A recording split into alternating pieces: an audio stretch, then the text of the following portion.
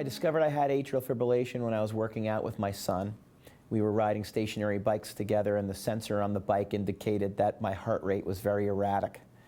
And coupled with the feeling a little bit later that of a pounding in my chest, I decided to go to the doctor and get it checked out, and that's how I discovered I had atrial fibrillation.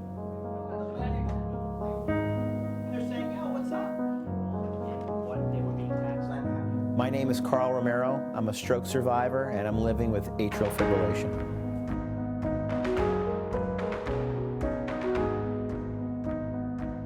I was grading papers at home in front of my computer, and all of a sudden I had a headache. And the headache started at the back of my head and went through the front of my head. I thought I was having a migraine. It impacted my field of vision. So in the upper right quadrant of my field of vision, it was very black and patchy. So when I woke up the next day and I still had a headache and I still had this visual impairment, I knew I had a problem.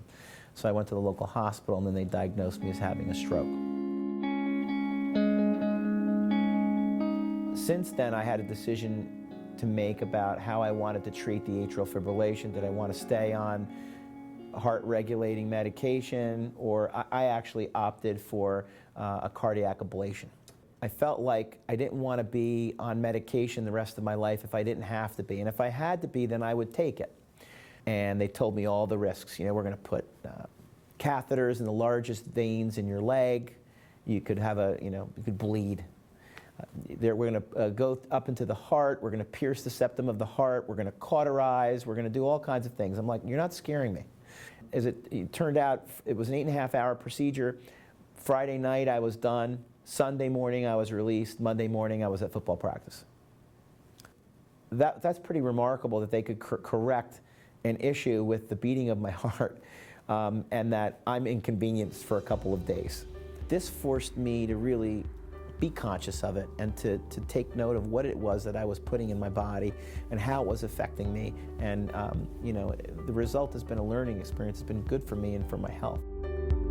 The advice I would give is to listen to what your doctors tell you to do, but also try to do things that you're empowered to do. You know, changing diet is not a doctor's decision. That's a patient's decision.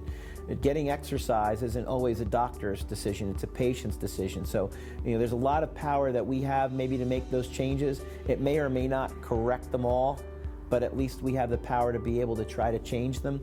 And hopefully for me, I hope I can continue this, and I hope to be able to kind of keep atrial fibrillation at bay. But if it comes back, I'll deal with it. And I'm going to deal with it. I'm going to live my life the way I want to live my life.